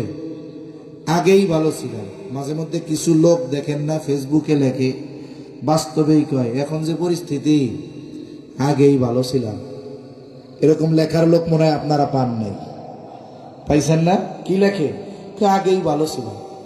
মরিচের দাম 200 টাকা কেজি, কয় আগেই ভালো ছিলাম। গত বছর তো 1200 টাকা করে কেজি খাইছি আমরা। তো যাই হোক, ওরা চিন্তা করছে যে মোল্লাদের হাতে দিছি, এরা তো আধুনিক না, এরা এই দেশ পরিচালনা করতে পারবে না। এমনিই মানুষেরা বলবে আগেই ভালো ছিল। কিন্তু এই দেশের পরিচালনা যাদের হাতে দেওয়া হয়েছে, এদের সম্পদ নাই, রিজার্ভ নাই, কিন্তু এই মানুষগুলো ছিল এই পৃথিবীর সবচাইতে বড় প্রকৃত ইমানদার আর মুত্তাকি। ঠিক কিনা বলেন? তাদের হয়তো সম্পদ ছিল না, জাগতিক আসবাব ছিল না, কিন্তু ঈমানের মতো দৌলত তাদের ছিল। ঈমানি কুওয়াত যদি তাদের না থাকতো, এই 45টা রাষ্ট্রের পৃথিবীর সর্বাধুনিক সামরাস্ত্রের বিরুদ্ধে 2 যুগ তাদের টিকে থাকা এটা ছিল অসম্ভব। ঈমানের জোরে তারা টিকে থাকছে। আপনারা আমার কাছে মনে হতে পারে আধুনিক বিশ্বে যে এটা কিভাবে পসিবল। বাস্তবিক অর্থ, আমরাও যদি সেই ঈমান আর তাকওয়া অর্জন করতে পারি, সংখ্যায় যদি কম হই, আমরা যদি 15 কোটিও হই, আমাদের পাশের 150 কোটির কেউ যদি আক্রমণ করে, ঈমানি শক্তি যদি আল্লাহর কসম আমাদের ঠিক থাকে, সংখ্যায় যত বেশি হোক না কেন, ঈমানের কাছে পরাজিত হতে তারা বাধ্য হবে, কোনো সন্দেহ নাই। আমাদের ইতিহাস, বদরের ইতিহাস, যেখানে 1000 সশস্ত্র সমরস্ত্রে সুসজ্জিত 1000 কাফের বিরুদ্ধে লড়াইতে গেছে 313 জন। প্রচন্ড গরম, ওই বছর রোজা ফরজ হয়েছে। সংখ্যায় যদি কম হয়, অস্ত্রের দিক দিয়ে যদি বলবান হয়, তাহলে কোনো ব্যাপার না। কিন্তু মুসলমান সংখ্যায় 3 ভাগের 1 ভাগ। আবার অবস্থা কি? সর্বোচ্চ 3, 4, 5টা তলোয়ার তাদের কাছে, ঘোড়াও নাই, তীর বর্ষা নাই, লৌহ বর্ম নাই, যে অস্ত্রের আঘাত আসলে এই লৌহ বর্মের দ্বারা তাদের দেহ সুরক্ষিত থাকবে, কিছুই নাই। বলে খালি পায়ে হাতের মধ্যে পাথর নিয়ে রোজা রেখে প্রচন্ড গরমে 1000 সশস্ত্র কাফেরের বিরুদ্ধে লড়াই করতে গেছে 313 জন। বলে যদিও তাদের কাছে অস্ত্র ছিল না, কিন্তু ওই 313 জনের ইমানি পাওয়ার এত ছিল, আমার তো মনে হয় ওই সময় যদি গোটা পৃথিবী 313 জনের বিরুদ্ধে লড়াই করত, তাদের এই ইমানি শক্তির কাছে তারা পরাজিত হয়ে যাইত। এজন্য মুসলমানদের মূল পাওয়ার হলো ইমানের মধ্যে। এটা আমরা হারাই ফেলছি। এটা আমাদের জন্য বড় দুঃখের বিষয় যে আমাদের মূল শক্তির উৎস যেটা, এটা আমরা দুর্বল করে ফেলেছি।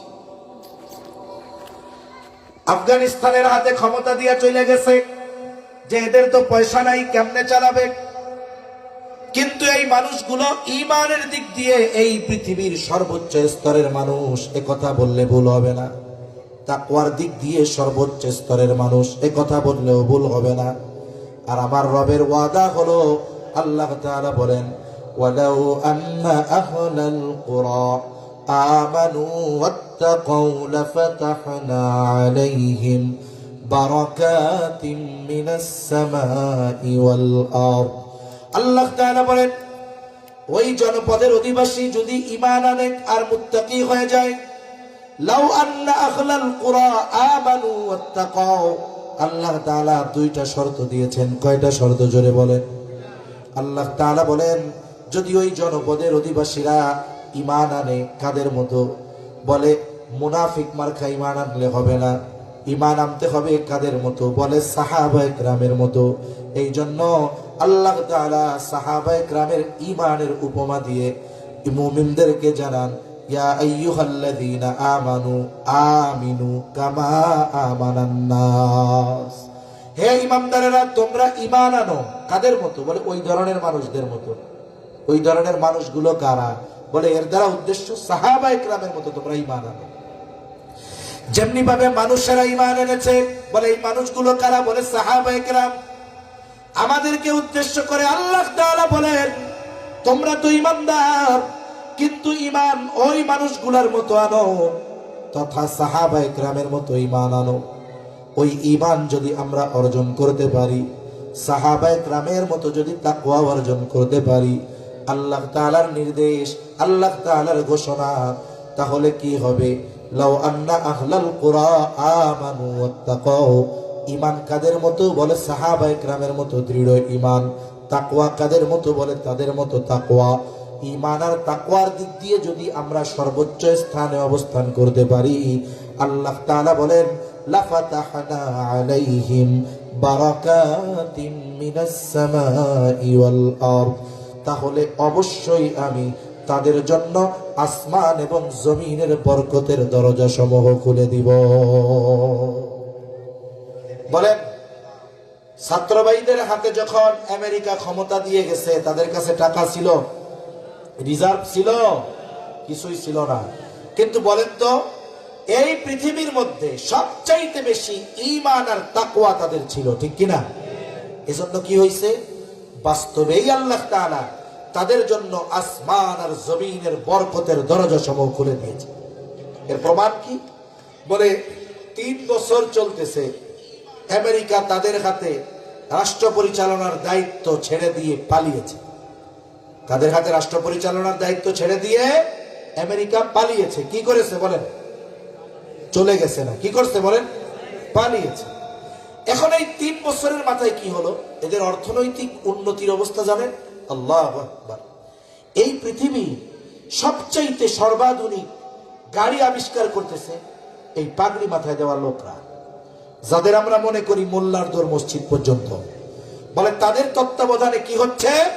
বলে পৃথিবীর সর্বাধুনিক প্রযুক্তি সম্পন্ন গাড়ি তৈরি হচ্ছে। এরপরে কি হলো? আমেরিকা তো থাইকা গেছে, এদের হাতে ক্ষমতা। অল্প কিছুদিনের মধ্যে আল্লাহ সুবহানাহু ওয়া তাআলা তাদেরকে তেলের খনি দিয়ে দিছে। এটা হলো তরল সোনা। এই পৃথিবী তারাই পরিচালনা করার শক্তি রাখে। বলে কারা? যাদের হাতে দুটো জিনিস আছে, একটা হলো স্বর্ণ আর একটা তরল স্বর্ণ, বলে এটা হলো তেল। মনে রাখতে হবে, আফসোস লাগে এই কথাগুলো যখন চিন্তা করি। এই দুইটা জিনিস পরিপূর্ণ আল্লাহ মুসলমানদের দিয়েছিলেন, কিন্তু আফসোস পশ্চিমাদের গোলামীর জিনজিরে আবদ্ধ হয়ে যাওয়ার কারণে পৃথিবী পরিচালনার যেই জিনিস দরকার এদের হাতে থাকার পরেও এরা পশ্চিমাদের গোলাম হিসাবে এই পৃথিবীতে বেঁচে আছে। ঠিক কিনা বলেন? এই ধরনের বিলাসিতার সাথে পশ্চিমাদের গোলামি করে বেঁচে থাকার চাইতে নিজের গর্দান কাফেরদের সামনে দিয়ে দেওয়া আরো ভালো। ঠিক কিনা বলেন? এরকম বেঁচে থাকার মধ্যে সার্থকতা নাই, যেখানে আপনাকে গোলামীর জিনজিরে আবদ্ধ হয়ে বেঁচে থাকতে হবে। এমন বেঁচে থাকার সার্থকতা নাই, এমন বিলাসিতার সার্থকতা নাই যে আমার ফিলিস্তিনের অবরুদ্ধ গাজার মুসলমানদেরকে নির্বিচারে হত্যা করা হবে আর তোমরা একটা কথাও বলতে পারবে না আমেরিকার বিরুদ্ধে, ইসরায়েলের বিরুদ্ধে। তোমাদের বেঁচে থাকার চাইতে মরে যাওয়া ভালো। ঠিক কিনা বলে? কেন বেঁচে আছো তোমরা? এই পৃথিবীর 50-এর অধিক দেশ ইসলামিক কান্ট্রি আছে, তাদের সংগঠন আছে ওআইসি। আফসোস, এখান থেকেও একটা বড় ধরনের কোন ভূমিকা এখন পর্যন্ত আমরা দেখলাম না। 2 বছর 2.5 বছরের কাছাকাছি হয়ে গেল প্রায় অবরুদ্ধ গাজার উপরে এখনো কত জুলুম অত্যাচার চলতেছে। আফসোসের কথা, জালেমদের প্রতিবাদ তো বহু দূরের কথা, এই মাজলুমদের জন্য উল্লেখযোগ্য কোন সহযোগিতাও ওই বিলাসী জালেমদের থেকে যায় নাই। ঠিক কিনা বলেন? আফসোস লাগে আমাদের, আফসোস লাগে।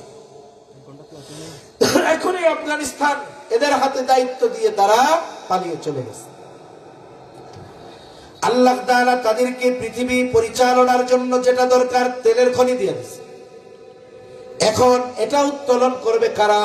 বলে যারা এর প্রযুক্তি দিবে তাদেরকে এর থেকে একটা অংশ দেওয়া লাগবে। আল্লাহ তাআলা এই মানুষগুলার মেধা কেমন দিয়েছে, তাদের দেশীয় প্রযুক্তিতে তারা তেল উত্তোলনের ব্যবস্থা শুরু করে দিয়েছে। শুধু তাই না, আগামী বিশ্বের সবচাইতে ধনী হবে তারা। বলে ইউরেনিয়াম যাদের কাছে থাকবে, আফগানিস্তানের পাহাড়গুলাতে প্রত্যন্ত অঞ্চলগুলাতে এক ধরনের লিথিয়াম আছে ব্যাটারি বানানোর জন্য। মাঝে মধ্যে হয়তো আপনারা ফেসবুকে শুনেন যে আমাদের ব্যাটারিগুলো এখন একবার চার্জ দিলে 2-1 দিন পরে আবার চার্জ দেওয়া লাগে, কিন্তু ওই জিনিসটা দিয়ে যদি ব্যাটারি বানানো হয়, একবার চার্জ দিলে ওই ব্যাটারির চার্জ একটা মানুষ গোটা হায়াতেও শেষ করতে পারবে না। এই যেই বস্তুটার দ্বারা এটা হবে, এটা আল্লাহ আফগানিস্তানে দিচ্ছে। সুবহানাল্লাহ বলে। আগামী পৃথিবীর পরিচালনার জন্য যা দরকার আল্লাহ এদেরকে দিচ্ছে। কিসের বদৌলতে পাইল? বলে ঈমান আর তাকওয়ার বদৌলতে। এই মানুষগুলো ঈমানদার আর মুত্তাকি হওয়ার কারণে তারা তাদের রাষ্ট্রকে কোরআন সুন্নাহর আলোকে পরিচালনা করার সর্বোচ্চ প্রচেষ্টা করতেছে। এজন্য কি হচ্ছে? নারী পুরুষের মধ্যে ফ্রি মিক্সিং যেন না থাকে, পাপাচার থেকে যেন তরুণ যুব সমাজ বাঁচতে পারে, এজন্য সব ধরনের ব্যবস্থা নিচ্ছে। আমরা মাঝে মধ্যে আমাদের দেশের পত্রিকাগুলোর মধ্যে দেখতাম, এরা নিজের দেশের দুর্নীতি নিয়ে না লেখলেও, নিজের দেশের সম্পদ পাচার নিয়ে না লেখলেও, নিজের দেশের ধর্ষণ অপরাধ নিয়ে না লেখলেও আফগানিস্তানের বিষয়গুলো নিয়ে তাদের মাথা খুব খারাপ হয়ে যেত।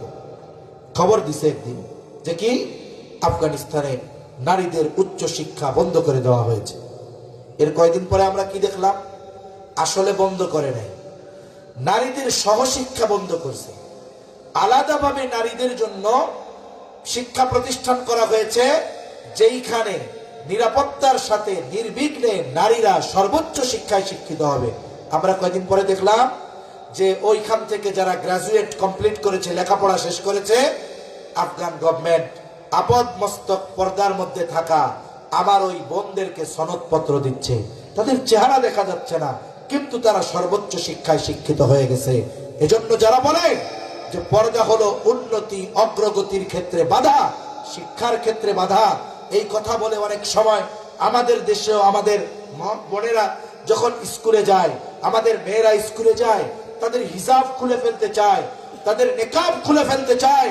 যারা পর্দাকে উন্নতি অগ্রগতির অন্তরায় মনে করে, আসলে ওই মানুষগুলো ইসলাম বিদ্বেষী সমস্ত কিছু আমাদের দেশে চালু করার অপচেষ্টা করে। ঠিক কিনা বলে? ফ্রি মিক্সিং, এটা থেকে বেঁচে থাকলে যে উন্নতি হবে না, এটা বাস্তবতা নয়। আমাদের আফগানের মা বোনেরা উচ্চ শিক্ষায় শিক্ষিত হচ্ছে। কিছুদিন পরে আর এক খবর দেখলাম, বলে নারীদের জন্য মার্কেটে যাওয়া আফগান সরকার নিষিদ্ধ করে দিয়েছে। এটা হলো তথ্য সন্ত্রাস। এটা কি সন্ত্রাস বলেন? যদি কথাটা এমন হইতো যে নারীদের সম্মান, তাদের জান মাল সহ এগুলো হেফাজতের জন্য নারীদেরকে পুরুষদের মার্কেটে যাওয়া নিষেধ করা হয়েছে, খবরটা এলো এরকম। আর ওরা কি বলে, নারীদেরকে মার্কেটে যাওয়া নিষিদ্ধ করে দিয়েছে আফগান সরকার। কয়েকদিন পরে আমরা কি দেখলাম, যে আফগান সরকার অলরেডি এমন মার্কেট তৈরি করে দিয়েছে নারীদের জন্য, যেখানে একটা নারী প্রবেশ করা থেকে নিয়ে ভেতরে যত ক্রেতা বিক্রেতা আছে এ টু জেড, একটা পুরুষও সেই জায়গায় নাই, সবাই নারী। ওইখানে নারীরা একেবারে স্বাধীন মতো বেচা কেনা করতেছে, যে খুশি যাচ্ছে। ওখানে কোনো টিজিং নাই, ধাক্কা ধাক্কি নাই, কোনো নারীকে কটূক্তি করে কোনো কথার সুযোগ নাই, অভিযোগ নাই। আমরা কি দেখলাম, বরং নারীদের জান মাল ইজ্জতের হেফাজতের ব্যবস্থা তারা আরো করেছে। ঠিক কিনা বলে? এজন্য মনে রাখবেন, ইসলাম উচ্চ শিক্ষায় শিক্ষিত হতে মানা করে না, বরং ইসলাম আগে নারীর যেটা ফরজ এটা নিশ্চিত করার পরে ওইটা করতে হবে। একজন নারীকে ডক্টরেট ডিগ্রি অর্জন করা ফরজ নয়, একজন নারীর জন্য উচ্চ শিক্ষায় শিক্ষিত হওয়া ফরজ নয়, কিন্তু একজন নারীর জন্য পর্দা করা ফরজ। ঠিক কিনা বলে?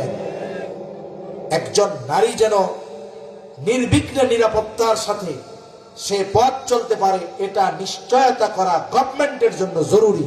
তাকে উচ্চ শিক্ষায় শিক্ষিত করা জরুরি চাইতে। ঠিক কিনা? আফগান সরকার এটা করতেছে। এজন্য কি হলো, কোরআন সুন্নাহ মেনে চলার চেষ্টা করার কারণেই আল্লাহ তাআলা আসমান এবং জমিনের বরকতের দরজা খুলে দিয়েছে। মরুভূমির মধ্যে তারা কৃত্রিম ভাবে চাষাবাদের জন্য খাল নিচ্ছে। মনে রাখবেন, একটা দেশ স্বয়ং সম্পূর্ণ কখন হয়, বলে পদ্মা ব্রিজ, ফ্লাইওভার আর মেট্রো রেল থাকলে না। আপনার যদি খাবার না থাকে, মেট্রো রেল খাবেন, পদ্মা ব্রিজ খাবেন, ওই কর্ণফুলীর টানেল খাবেন? একটা রাষ্ট্রকে যদি স্বনির্ভরশীল করতে হয়, সবচাইতে গুরুত্ব দিতে হয় চাষাবাদের উপরে, আবাদের উপরে। অথচ আমরা কি দেখি, আমরা যদি অন্যান্য দেশ থেকে কোনো কাঁচা তরকারিও আমদানি বন্ধ হয়ে যায়, আমাদের দেশে ওটার দাম হু হু করে বেড়ে যায়। কিন্তু যদি আমাদের দেশে পর্যাপ্ত পরিমাণ উৎপাদন হতো, কৃষি ব্যবস্থাকে আধুনিক করা হতো, আমরা শুধু ইউরোপ আমেরিকার উঁচু দালানগুলো দেখি, চাকচিক্যময় লাইটিং দেখি, কিন্তু আপনাদের হয়তো অনেকের জানা আছে, অনেকের জানা নাই। ওই সমস্ত দেশগুলোকে বৃহৎ পরিসরে কৃষি কাজ করা হয়। আমাদের দেশের কৃষকেরা তো মাস শেষ হওয়ার পরে, ফসল উৎপাদনের পরে চিন্তা করে সেই পরিমাণ খরচ হলো, ওই পরিমাণ আমার টাকা উঠবে কিনা, লাভ তো করে। কিন্তু ওই সব দেশের কৃষক যারা সর্বাধুনিক প্রযুক্তি ব্যবহার করে, কৃষক যে সে হেলিকপ্টারে চড়ে তার ফসল দেখাশোনা করে, আধুনিক প্রযুক্তিতে পানি দেওয়ার ব্যবস্থা থাকে। অথচ আমাদের দেশে কৃষকদের উপরে জুলুম চলে। সিন্ডিকেটবাজি কি হয়, বলে ঠাকুরগাঁওয়ে এইবার লাউ বাম্পার হয়েছে, উৎপাদন বাম্পার ফলন লাউয়ের, একটার পিস হলো মাত্র 2 টাকা। কয় টাকা? ওইটা ঢাকা আসতে আসতে হয়ে যায় 80 টাকা। তার মানে দেখুন কয় দিক দিয়ে কাটে। 1 নাম্বার, যারা উৎপাদন করলো তাদের গলা কাটলো। 2 নাম্বার, সর্বশেষ যারা কিনলো তাদের গলা কাটলো। চাষি দাম পেল না, আর গ্রাহক এটাকে বেশি দামে কিনলো। এটা কেন হলো? বলে এটা আমাদের অব্যবস্থাপনার কারণে। কিন্তু আমরা যদি গুরুত্ব দিতাম, আমাদের উৎপাদনের গুরুত্ব দিতাম, চাষাবাদের গুরুত্ব দিতাম, তাহলে কি হতো, বলে আমরা আমাদের নিজেদের চাহিদা পূরণ করে এরপরে আমরা বাইরে রপ্তানি করতে পারতাম। আর একটা জিনিস, আমাদের দেশের দুষ্টু চক্রের লোক যারা, সিন্ডিকেট যারা, কিছু কিছু সময় দেশে পরিপূর্ণ পর্যাপ্ত পরিমাণ ফলন হওয়ার পরেও তারা বাহির থেকে আমদানি করে। আমদানির মাধ্যম কেন করে? বলে এর মাধ্যমে মূলত টাকা পাচার করে। এটা টাকা পাচারের একটা সিস্টেম, টাকা পাচারের সিস্টেম আমদানি করা। এখন আপনার দেশে পরিপূর্ণ উৎপাদন হয়েছে, আপনি যদি বাহির থেকে আরো আমদানি করেন, বলেন তো কৃষকদের লস হবে না লাভ হবে? লস হবে। দেখুন, এক জাপানি প্রবাসী তিনি লিখতেছেন, বলে জাপানে একটা চাউল উৎপাদন হয়, জাপানের কৃষকেরা এটা উৎপাদন করে, জাপানিরা ওই চাউলটার ভাত খায়। এত পরিমাণ উৎপাদন হয় যে এ দিয়ে জাপানিদের চাহিদা পূরণ হয়ে যায়। এরপরে চাউল আরো বাকি থাকে, বলে চাউল যেগুলো বাকি থাকে ওগুলো গভর্নমেন্ট কিনে নেয়। বলে কিনে নিয়ে কি করে? বলে এগুলোকে দিয়ে অন্য কোনো কাজে লাগায় ফেলে। কেন করে? এগুলো জমা রাখতো আগামী বছরের জন্য, তা রাখে না। কেন? বলে আমি যদি জমা রেখে দেই, আমি যদি বাহির থেকে চাউল আমদানি করি, তাহলে আমার দেশের কৃষকেরা উৎপাদন করতে নিরুৎসাহিত হবে। বরং জাপান সরকার চাউল আমদানি নিষিদ্ধ করে দিয়ে যদি উৎপাদন প্রয়োজনের চাইতে বেশি হয়, ওগুলোকে নিজে কিনে নিয়ে কৃষকদের থেকে বেশি দামে চাউল কিনে তাদেরকে উৎপাদনের প্রতি উৎসাহ প্রদান করে। এই যে দেখুন, আপনারা লবণের চাষ করেন, তাই না? আচ্ছা, এই লবণগুলোই তো একসময় প্রসেসিং হয়ে প্যাকেটের মধ্যে, এখন প্যাকেট লবণের কেজি কত? 42 টাকা হয়। আপনারা কয় টাকা কেজি বিক্রি করেন? হ্যাঁ, কয় টাকা? ধরেন 10 টাকায়। আপনাদের এই লবণটাই তো প্রসেস হয়। মনে করেন প্রসেসিং এ কয় টাকা খরচ হয়? আমি সর্বোচ্চ খরচ কেজিতে 5 টাকা ধরলাম, তাও হবে না। তাহলে এই লবণের পেছনে কোম্পানির খরচ হচ্ছে 15 টাকা, সে লাভ করতেছে এইখানে প্রায় 30 টাকা। কিন্তু যদি এমন হতো 42 টাকা বা 45 টাকাই কেজি বেচুক, কিন্তু আপনাকে যদি সে 20 টাকা দাম দিত, বলেন তো তাহলে আপনারাও বাঁচতেন, অন্যরাও এটা আরো উৎপাদনে উৎসাহী হইতো, ঠিক কিনা বলেন? কিন্তু সিস্টেম সব গড়বড়। মনে রাখবেন, যতক্ষণ না ইসলাম পরিপূর্ণভাবে প্রতিষ্ঠিত হচ্ছে ততক্ষণ পর্যন্ত কোনো সিস্টেম ঠিক হবে না, এ ব্যাপারে কোনো সন্দেহ নেই। যে কথার থেকে গেলাম, যে ওই মরুভূমির মধ্যে আফগানিস্তান কৃত্রিম খাল তৈরি করতেছে। কেন? যাতে করে কৃষিকাজ, সেচের জন্য পানি দরকার, এটা তারা করতেছে। আবার দেখুন, তারা তাদের ফলের বাগান থেকে জুস উৎপাদন করেছে, পৃথিবীব্যাপী সাড়া ফেলেছে তাদের জুস। আমাদের বাংলাদেশেও মানুষ উৎসাহী হয়ে এক এক ক্যান অনেক দাম দিয়ে কিনে খায়। কেন খায়? আবার দেখুন, এটা ইম্পোর্ট করা যাইতেছে না। কেন? বলে তাদের যে পরিমাণ উৎপাদন হয়, এই উৎপাদনের অধিকাংশ নিয়ে যায় আমেরিকা। আমেরিকা জানে যে এই মানুষগুলো যে জুস বানাচ্ছে এর মধ্যে প্রিজারভেটিভ থাকবে না, ইন্ডাস্ট্রিয়াল কেমিক্যাল থাকবে না। আপনি আপনার সন্তানকে বাজার থেকে কত মোহাব্বত করে জুস কিনে দেন, খাওয়ান না আপনারা? প্রাণের ম্যাঙ্গো জুস, 100% ম্যাঙ্গো জুস। 100% মিথ্যা কথা। বলে এর মধ্যে 5%ও জুস থাকে না, 95%-এর উপরে থাকে হলো মিষ্টি কুমড়া। বাকি কি থাকে? বাকি কিছু আম দেয়, ঠিক, এগুলো পচা, ভালো আম খুব কম। এর সাথে কি দেয়? বলে ম্যাঙ্গো ফ্লেভার দেয়, যাতে ওই আমের ঘ্রাণটা চলে আসে। আর কি দেয়? কালারের জন্য ফুড গ্রেড কালার ব্যবহার না করে ইন্ডাস্ট্রিয়াল কেমিক্যাল ব্যবহার করে। আপনি আপনার বাচ্চাকে কন্টিনিউ খাওয়াবেন এগুলো, এক সময় সে ক্যান্সারে আক্রান্ত হয়ে যাবে। চিন্তা করে দেখেন, আমেরিকা জানে যে এই আফগানি মোল্লারা এরা ভেজাল দিবে না। এজন্য যখন তারা জুস উৎপাদনের ঘোষণা দিয়েছে, সবচাইতে বড় আমদানিকারক তাদের থেকে আমেরিকা, তারা সবচাইতে বেশি জুসগুলো নিয়ে যায়। তাহলে চিন্তা করেন, এই দুনিয়ায়, এই স্মার্ট দুনিয়ায়, ডিজিটাল দুনিয়ায় এই মানুষগুলো ঈমান আর তাকওয়ার উপরে থাকার কারণে আল্লাহ সুবহানাহু ওয়া তাআলা তাদের জন্য আসমান জমিনের বরকতের দরজা খুলে দিয়েছে। বলে তাদের অর্থনৈতিক অগ্রগতির কথা যদি বলি, বলে বিগত 2 বছরের রিপোর্ট হলো, এই পৃথিবীতে যত দেশ আছে, একটা দেশ তার অর্থনৈতিকভাবে কতটা সমৃদ্ধি হচ্ছে এটা নির্ভর করে তার টাকার মান কত বাড়তেছে। বলে এই দিক দিয়ে পৃথিবীর একমাত্র দেশ আফগানিস্তান, যাদের সম্পদের মান, টাকার মান, অর্থনৈতিক অগ্রগতি সময়ের সাথে সাথে বাড়তেছে আর বাড়তেছে। সুবহানাল্লাহ। আর আমাদের দেশে কি হয়েছে? বলে যেটা জন্ম নিচ্ছে আজকে, ওর মাথার উপরেও 1 লাখ টাকা ঋণ আছে।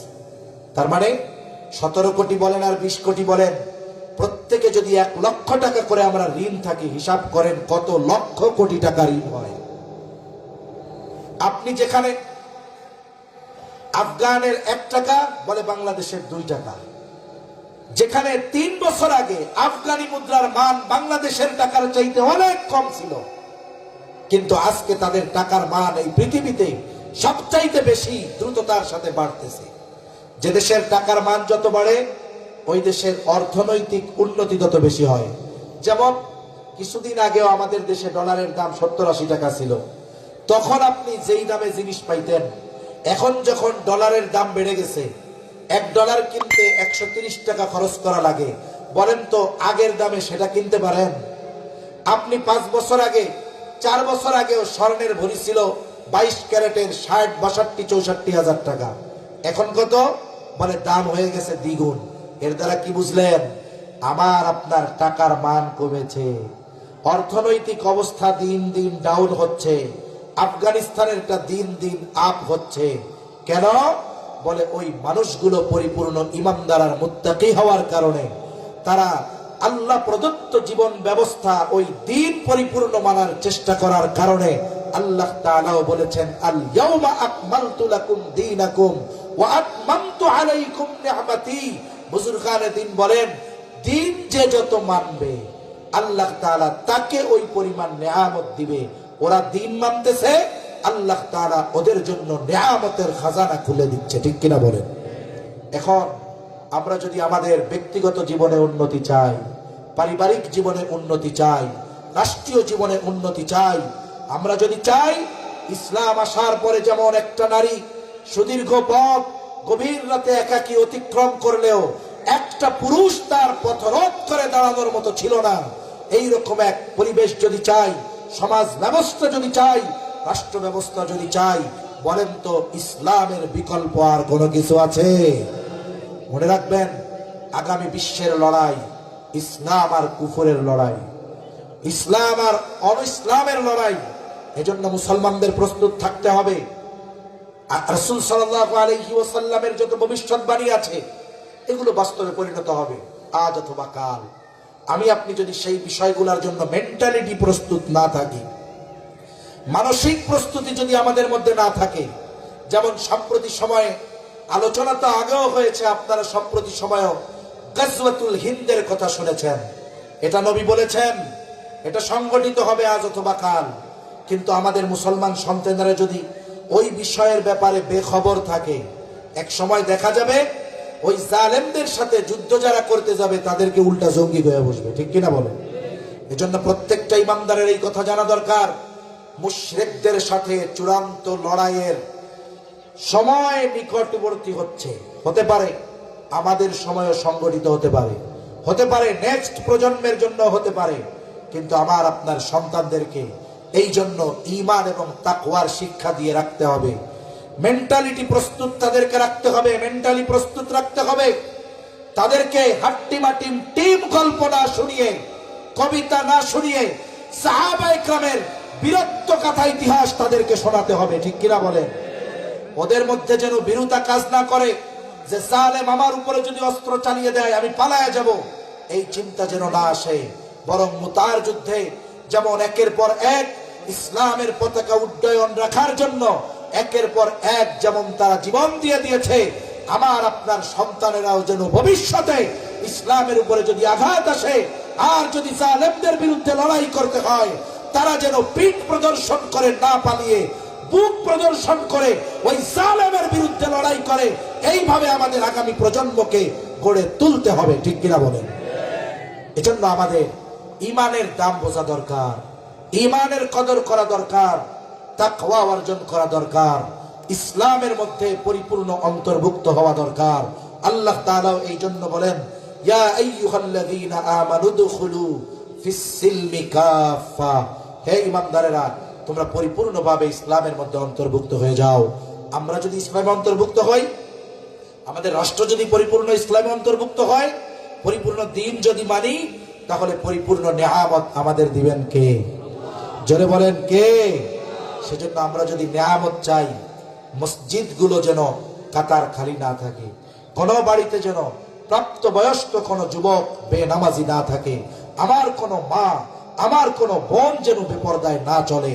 এজন্য এই ব্যবস্থা কিভাবে করা যায়, ইসলামী এক সমাজ ব্যবস্থা গঠনে আমি অনুরোধ রাখবো, এই ইসলামী একতা যুব সংঘ ওলামায়ে কেরাম মুরব্বীদের পরামর্শ নিয়ে সামনে কাজ করবে ইনশাআল্লাহ। তাহলে আশা করা যায় এই সংগঠন হয়তো এক সময় গোটা দেশের একটা রোল মডেলে পরিণত হবে ইনশাআল্লাহ। আল্লাহ সুবহানাহু ওয়া তাআলা আমাদের সকলকে পরিপূর্ণ দ্বীন মেনে চলার তৌফিক দান করেন। সকলে বলি আমিন। ওয়া আখিরু দাওয়ানা আনিল হামদুলিল্লাহি রাব্বিল আলামিন। আসসালামু আলাইকুম ওয়া রাহমাতুল্লাহি ওয়া বারাকাতুহু।